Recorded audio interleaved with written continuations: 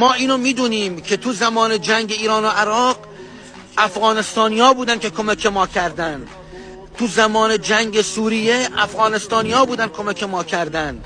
این برادری ترسی تو دل آمریکا و انگلیس میندازه که ما باید بفهمیمش و درکش کنیم. الکی برای همدیگه حرف در نیارین و داستان درست نکنین.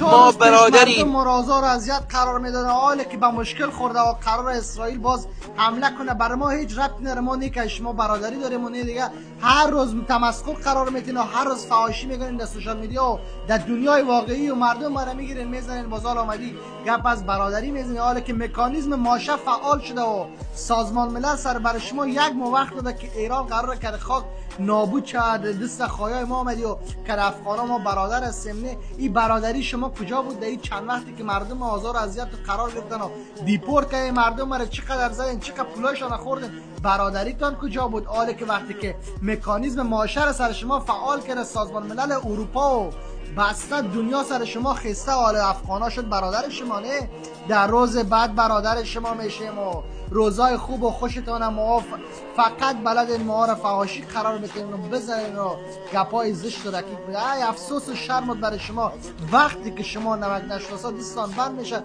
ماها میشیم برادرتان. نه، ماها هیچ نسبتی با شما نداریم، حتی همزبان با شما نیستیم. شما فارسی گپ میزنین و ما دری گپ میزنیم.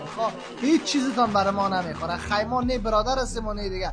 انتظارم نمیکشیم و پشت هیچ کشوری هم نیستیم و نابودی هیچ کشوری هم ما چش نداریم ببینیم و برای ما خیلی شرم است که بد کسی را بخوایم. خودتان میفهمین و اسرائیل کاتون میفهمه. برای ما هیچ غرض نیست و برادری و بین ما و شما خیلی وقت مرد. وقتی مرد که مردم ما را در خیابان گرفتن و زدن و مورد لطکوب قرار دادن و چقدر تمسخر قرار دادن، چقدر مسخرهش کردن. وقتی برادری ما خلاص شد که دیگه هیچ انسانیتی، بوی از انسانیت شما نبرده. نه چی زنتان، چی بزرگتان، چی کلانتان، کلتان آمدین توهین کردین. شرم برای شما که دست پاچکی میشن، زور دکونتان که فشار میه، ماها افغانا میشیم برادرش.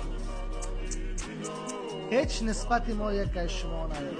منتظر جنگتان هم نیستیم و هر مشکل داره که اسرائیل داره. خودتان حل بسازید.